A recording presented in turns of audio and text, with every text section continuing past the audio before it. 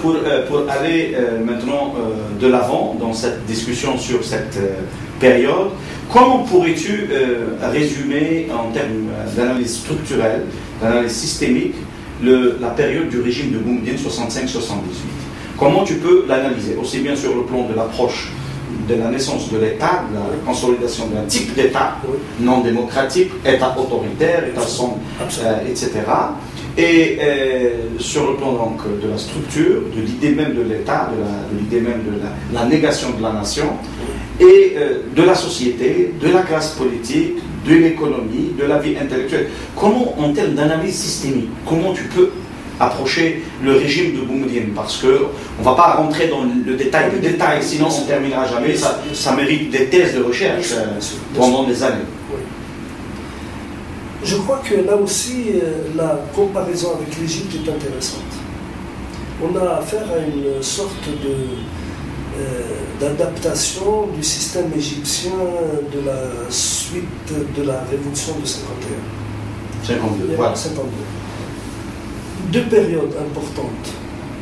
La première période, c'est la construction et la consolidation de l'État et de l'économie étatique. Donc, création de polarité, d'attraction, de cadre, de formation de cadre.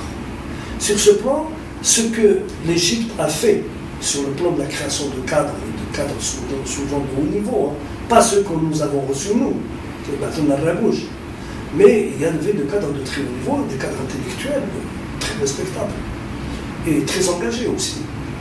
Et c'était fait en même temps qu'une construction d'une économie planifiée, contrôlée par l'État, dopée par des capitaux, essentiellement de l'État, qui revenaient soit de plusieurs sources, soit dette internationale. Soit de la dette extérieure. Là, c'est le modèle donc, égyptien. Nous retrouvons à peu près la même chose sur l'Algérie entre 1965 et 1971, exactement. Parce qu'à 71, les choses vont changer. Cette première partie était une partie de type collégial. Même si Boumedienne tenait tout en main, même s'il dirigeait de manière un peu consulaire ou impériale, comme on dit, il y avait un certain nombre de choses assez intéressantes dans cette façon de voir, parce qu'il avait fait un très gros investissement sur la formation des encadrements. C'est indiscutable. Il a fait de très gros efforts sur les réformes du système éducatif. Je pense même qu'il a déjà perçu, aux environs des années 67-68, après la défaite arabe, il a perçu les éventuels écueils d'une arabisation rapide. À l'époque déjà. Parce qu'il s'est passé quelque chose d'intéressant, c'est que dans son entourage, après le coup d'État, il a récupéré un certain nombre d'anciens opposants, parmi lesquels Hamtal Ibrahim, qui est devenu son inséparable, paraît-il, c'est du moins ce qu'il écrit, je le crois volontiers, mais il a récupéré aussi un certain Ahmed Ben Ahmed, colonel Abdelghani, qui était au CNDR avec Boudiaf. Talib était au CNDR avec Boudiaf. Il a récupéré, d'une certaine manière, Amni Salah. Boumedienne, qui a quitté le PRS, qui a rejoint plus ou moins Boumedienne en faisant un peu le profil bas. Il a récupéré un certain nombre de gens comme ça qui lui apportaient, disons, une sorte de caution d'anciens opposants qui rallient le régime de Boumedienne post-Bembela. C'est intéressant. C'est intéressant pourquoi? Parce que Boumedienne, et ça c'est la formule, elle n'est pas de moi, elle est de Boudiaf, Boumedienne faisait du bembelisme sans Bembela. C'est lui qui le dit. C'est Boudiaf qui le dit. Qu'est-ce que ça veut dire faire du bembelisme sans Bembela? C'est exactement développer les mêmes thèmes populistes, l'appel à la masse, et en même temps faire le contraire. Faire le contraire, c'est-à-dire renforcement des structures d'étatisation, de contrôle et gêner au plus possible la formation élitaire. Sur ce plan, Boumedienne a continué le travail de Bembela. Mais comme Bembela avait pour contrer l'opposition socialiste qui était à l'étranger, à l'extérieur, en France et en Suisse, comme il avait fait appel à ce qu'on a appelé à l'époque les pieds rouges, c'est-à-dire tous ces trotskistes communistes qui avaient tourné un peu dans la guerre d'Algérie autour des noyaux du FNL et de la Fédération de France, qui avaient rejoint l'Algérie indépendante jusqu'à 65, ils resteront jusqu'à 70. Donc, la première partie, ils avaient apporté une caution de progrès et de philosophie de justice sociale et d'ouverture sur les Lumières, parce que ce sont très souvent aussi des gens de la social-démocratie et du communisme, au régime de Ben Bella contre l'opposition. Boumediene fait mieux. Il réintègre les opposants algériens qui étaient dans les structures socialistes de l'opposition. Donc il a essayé d'attirer à lui tous ces gens-là qui pouvaient se prévaloir d'avoir été les compagnons de Bouterf ou les compagnons de Haït Ahmed, etc. Là aussi, je crois qu'il serait intéressant de faire une étude sur les oppositions pour savoir qu'est-ce qui s'est passé exactement. Malheureusement, comme je l'ai dit la fois dernière, il y a quelqu'un qui ne veut pas ouvrir les archives et ne veut pas rendre les archives du PRS, c'est Rachid Karim. Bon. Rachid Karim a même, je peux le dire, même si Mohamed me pardonne, c'est Mohamed Harbi. Oui. Harbi a fait une démarche auprès de Rachid Karim pour lui dire est-ce que je peux consulter les archives du PRS? Il lui a dit personne d'autre ne fera le travail du PRS sauf moi. Ça veut dire jamais. Ah, sauf qui? Sauf Rachid Karim. Sauf lui-même. Comme c'est un paresseux, est un incapable, il ne le fera jamais. Ça veut dire que ce sont des archives mortes. Sauf, sauf s'il les a données au service français. Pour les raisons qu'on ignore. Elles doivent contenir des choses qui probablement sont assez... Il y a des choses.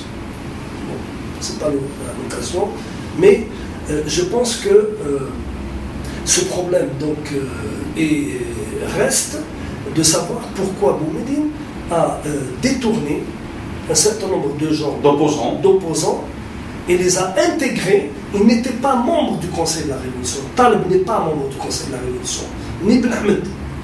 Par contre, par un subterfuge incroyable, Taleb est resté en politique, mais Ben Ahmed, comme c'est un colonel, il a été intégré au Conseil de la Révolution.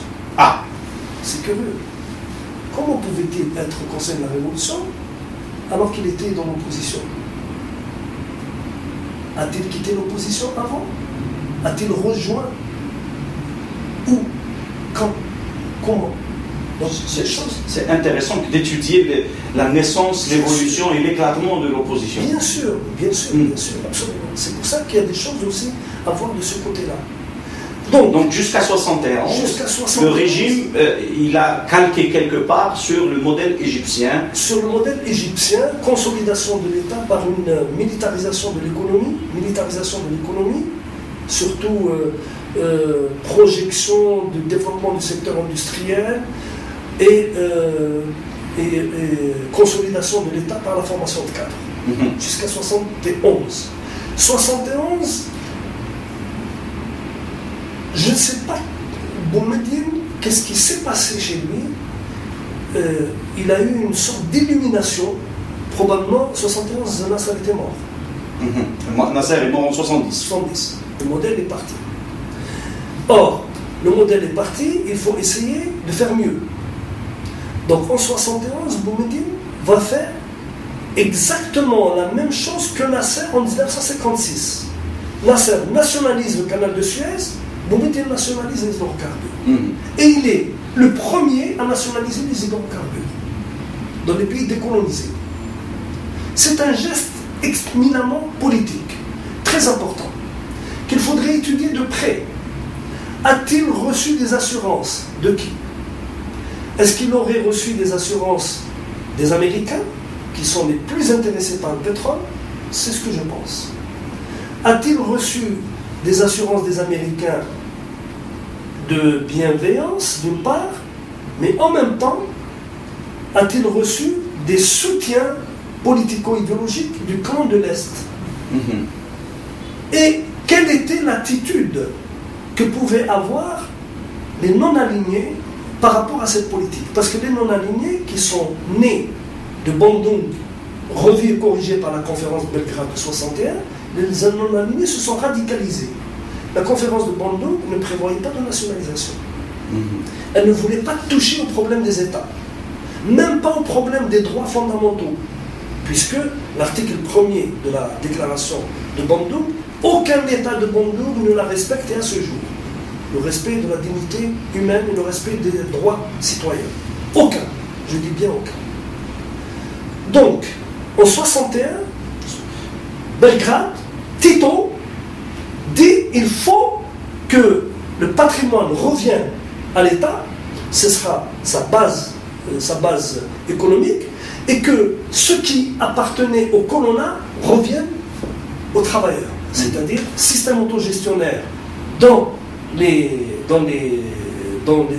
secteur vivrier, en particulier agricole, système autogestionnaire dans les manufactures et capitalisme d'État dans le secteur industriel. C'est une vision yougoslave. J'avais parlé de l'importance de la vision yougoslave. Elle se réalise. Le premier qui soutient Boumediene, c'est Tito. C'est Tito. Et Tito suggère à Boumediene de réunir une conférence des non-alignés. C'est comme ça que naît le mouvement des 77 à Alger en 1973. Pratiquement à la veille, au lendemain de la crise avec les Français, et à la veille de la fameuse conférence aux Nations Unies.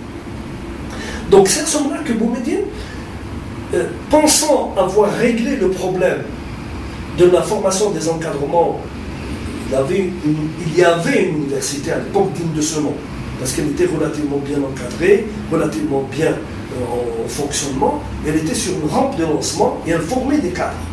Et elle formait tant et si bien des cadres que beaucoup ont été happés par les sociétés multinationales de cette période.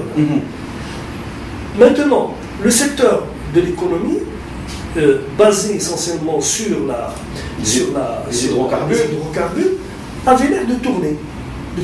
Donc ça pouvait aller, on pouvait passer à une autre étape. C'était pour Boumediene le problème de résoudre d'une manière différente la question du foncier agraire qui était laissé par l'affaire de l'autogestion et refaire une expérience non plus autogestionnaire parce qu'il n'est pas du tout acquis à l'autogestion, même s'il est inspiré par les Yougoslaves, mais il va aller vers le système soviétique, c'est-à-dire la coopérative. La révolution agraire dans le sens kolkhoz et kolkhoz. Voilà, exactement. Donc dans cette deuxième période, il va recevoir l'appui de l'Union soviétique, parce que les soviétiques pensent qu'il a pris du recul avec le titisme et qu'il a marqué un point très important avec les nationalisations des hydrocarbures. Et les Russes, à l'époque, n'avaient de relation avec l'Algérie que sur le plan militaire, parce que nous vendions de l'armement, l'encadrement, etc. Donc ils ont vu là-dedans la possibilité d'une ouverture de marché, d'élargir leur champ d'intervention sur l'Algérie en particulier, puisque je pense que le seul pays à l'époque du nord de l'Afrique qui leur était ouvert, c'était le Soudan, l'Égypte et l'Algérie. Donc à partir de ce moment-là, nous avons une forme de coloration de gauche du régime de Boumediene, d'un populisme plus accentué qui prend une allure d'une certaine assurance du pouvoir et de l'État. D'une certaine assurance du pouvoir et de l'État, et mieux, une politique qui va soigner l'image de marque du Zaïm. Et le Zaïm, et c'est là où on voit la culture du leadership dont tu parlais tout avant, à savoir cette affaire du maraboutisme. Parce que le maraboutisme, beaucoup le mettent sur le dos de Bouteflika, parce qu'il l'a effectivement réactivé dans les années 2000, mais c'est Boumediene qui va l'utiliser. Et c'est un paradoxe. Il va l'utiliser parce que Boumediene comprend une chose. Il comprend que sur le plan de la décision politique, il ne faut pas transiger avec les questions économiques, il ne faut pas transiger avec les questions de formation. Tout le reste, le domaine culturel, ils s'en contrefichent royalement. Et ils s'en contrefichent tant et si bien il confie la culture à Tal, oui. c'était la période Taleb, et il va s'appuyer sur la révolution agraire pour essayer de reprendre en main donc le milieu paysan, le reprendre en main économiquement. Et en même temps, en essayant de contenir et au possible de canaliser, d'encadrer et d'utiliser les zaouïas maraboutiques qui seraient prêtes à fonctionner avec l'État, à faire allégeance à l'État. Les autres seront combattus, et pour les combattre, il va utiliser évidemment les services de l'association des Oulama, qui est réactivée alors qu'elle avait été en sourdine. N'intervenait qu'au niveau donc, symbolique à travers la personne de Talib Ibrahimi en tant que fils de Cheikh Bachir. Voilà un peu grosso modo comment ça se fait.